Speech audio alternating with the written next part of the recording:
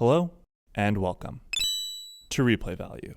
It's been almost a year since I last spoke about Haikyuu, but that's not for lack of love for the series, but more so my volleyball attention being squarely focused on the manga material that's been coming out in the meantime, especially since the best match in the series has yet to be animated, at least in my opinion.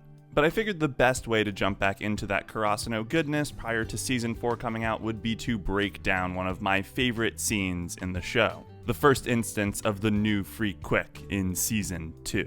Before we begin with the actual moment-to-moment breakdown though, we need to quickly establish why, from a pure writing perspective, this moment hits a bunch of emotional buttons. One of my first videos on the channel spoke about the block at the end of Season 1, where Seijo shut down Hinata and Kageyama. And I said there that it sets up an amazing Season 2, in part because growing from defeat is a really powerful narrative driver. Season 2 picks up in the wake of that, Hinata realizing he needs to improve as a player and be an equal part of the Free Quick success in the mid-air battle. This leads to fracturing between the two boys, a full-on physical confrontation, even as it becomes clear that they simply don't understand each other. As they go their separate ways in the aftermath, Hinata improving on his fundamentals and Kageyama gaining new perspective on the quick, they're still not entirely the same, at least until Kageyama tries to implement the new toss in episode 7. Both of them realize that the other has changed, and while that doesn't fix the interpersonal problem, it's a step in the right direction, at least gameplay-wise. At least until it exacerbates when Kageyama modifies the toss to be easier to hit, and Hinata becomes furious that Kageyama is running away. Hinata views this as Kageyama not having faith in himself, which is disappointing for Hinata since he has absolute faith in Kageyama's abilities. And in Kageyama not having faith in him, a personal slight against Hinata's agency as a player. Even though it looks like this is going to be another downturn, Kageyama's recognition of Hinata's faith turns into a positive, as they both practice individually in episode 9. Yachi says all of this later in that episode, by the way, which is kind of hilarious. Because, well, it means I wasted my time saying all these things, and it's perfect recap for the following match as we begin play against Fukuro Dani in episode 10. We've had 4 episodes of pure emotional setup, from the initial fight to the individual practicing, the way their personal desires and worries interact with their bond. All of these elements are building up to this moment where everything becomes worth it. As the team launches into battle against the top school at the camp, we have an instance of Hinata's growth towards the very beginning. We flash back to Bokuto teaching Hinata a super secret technique.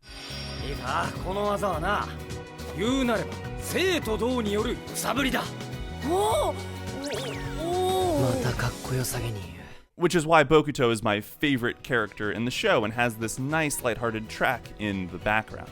This tone and structure foreshadow pretty clearly what's going to happen next, and the feint is accompanied by these nice reaction shots and a choir song of achievement in the aftermath. The laughs between Bokuto's reaction, Akashi's response, and Kageyama's confusion all add a lot of levity to this scene and speed back up the pace. This achievement is important, but it's not the be-all, end-all, and the comedy elements bring us right back into the game and remove a lot of the otherwise necessary pomp and circumstance to the moment. What I particularly like about this feint moment is how it, in a way, fulfills a feint-esque role structurally. The audience is likely to think, oh, okay, we got the new tool for the episode, we'll get the new quick either way later or maybe the next episode. It'd be cool if they busted it out for the first time at a critical moment in one of the upcoming matches. And then BAM! The show upsets the balance between stillness and motion and throws us the huge emotional achievement that the audience has been waiting for. We transition from Hinata's personal milestone to Kageyama, who's playing super well. With some point of view shots, isolated images, and his inner thoughts, we enter Kageyama's headspace as he begins to think that doing the new quick is possible. Back in Action begins to fade in as the OST, a really dramatic song that seems to give weight to Kageyama's concerns about the team atmosphere shattering if the new quick were to fail, his reason for not wanting to do it.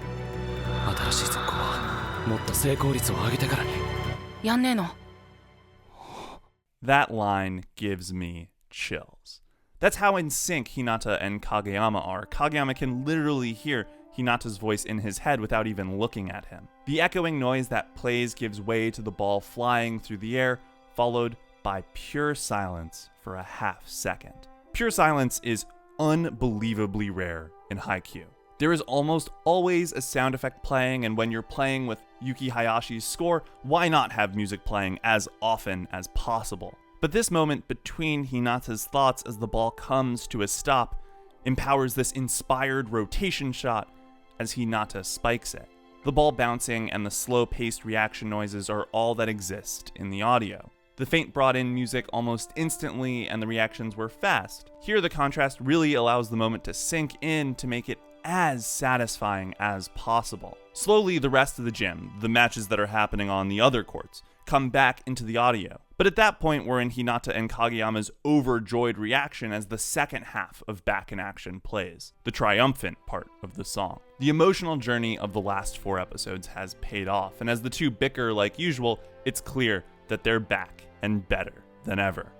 The first successful new Freak Quick scene is amongst my favorites, not only because of how well it works from a pure emotional payoff perspective, but also in how the structure and specifics of the scene empower that payoff.